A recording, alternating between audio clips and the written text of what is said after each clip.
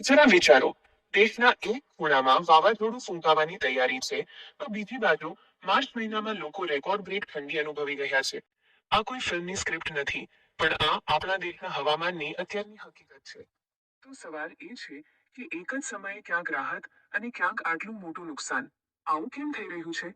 ચાલો આ આખી વાતને સમજીએ. તો જુઓ, આટલા મોટા પાયે જે અચાનક ફેરફાર જોવા મળી રહ્યો છે ને, એનું કારણ શું?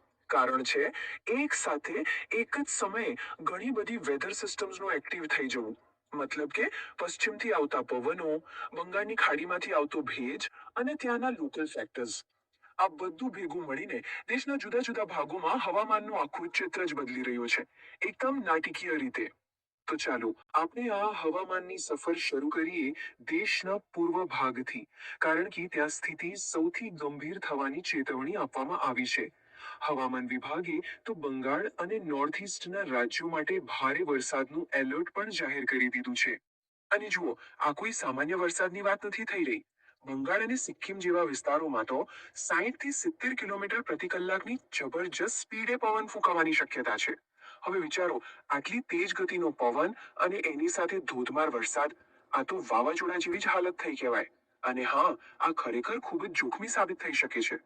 અને વાત અહીં જ નથી અટકતી. આ તો ખાલી બંગાળ કે સિક્કિમની વાત નથી. બીજા નોર્થ ઇસ્ટના રાજ્યો અને છેક સેન્ટ્રલ ઇન્ડિયાના અમુક ભાગોમાં પણ 40 થી 60 કિલોમીટર પ્રતિ કલાકની ઝડપે પવન ફૂંકાવાની આગાહી છે, જે ચોક્કસપણે રોજિંદા જીવન પર અસર કરી શકે છે. ચાલો હવે પૂર્વના તોફાનથી સીધા જઈએ ઉત્તરમાં, એટલે કે દિલ્હી, જ્યાં હવામાને એકદમ અજીબ ખેલ બતાવ્યો. અહીં તો એક જ દિવસના બે ચહેરા હતા. એક બાજુ રેકોર્ડ બ્રેક ઠંડી હતી, તો બીજી બાજુ એક મોટી રાહત પણ હતી. હવે થયું એવું કે શનિવારે સવારે જ્યારે દિલ્હીના લોકો ઉઠ્યા, ત્યારે એમને લાગ્યું કે શિયાળો પાછો આવી ગયો. કેમ? કારણ કે મિનિમમ ટેમ્પરેચર ઘટીને સીધું 13 ડિગ્રી સેલ્સિયસ પર પહોંચી ગયું હતું.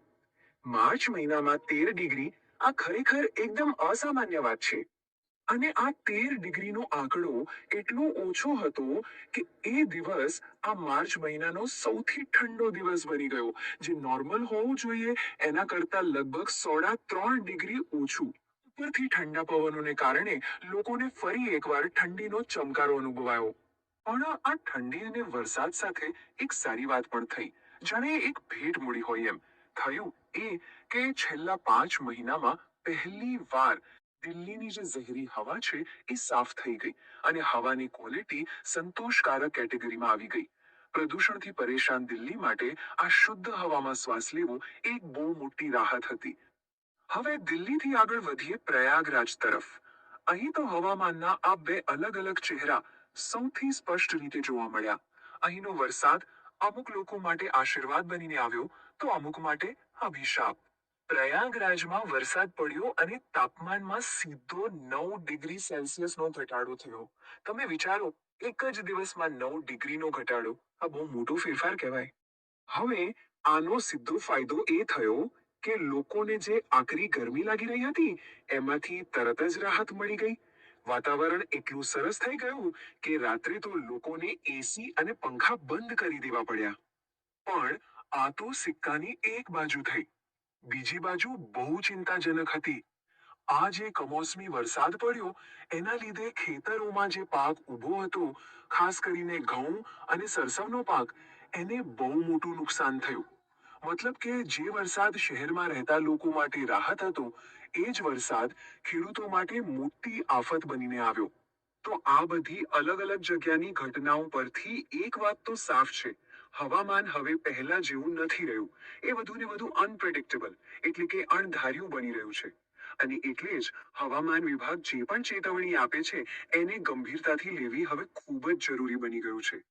વેધર એક્સપર્ટ્સ પણ આ જ વાત કહી રહ્યા છે કે હવામાનનો આ જે બદલાતો મિજાજ છે, એને સમજવો પડશે અને સાવચેતી રાખવી જ પડશે.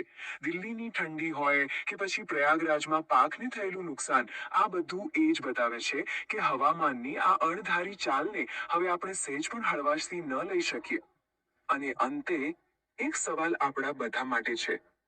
શું આ બધું જે થઈ રહ્યું છે, એ ફક્ત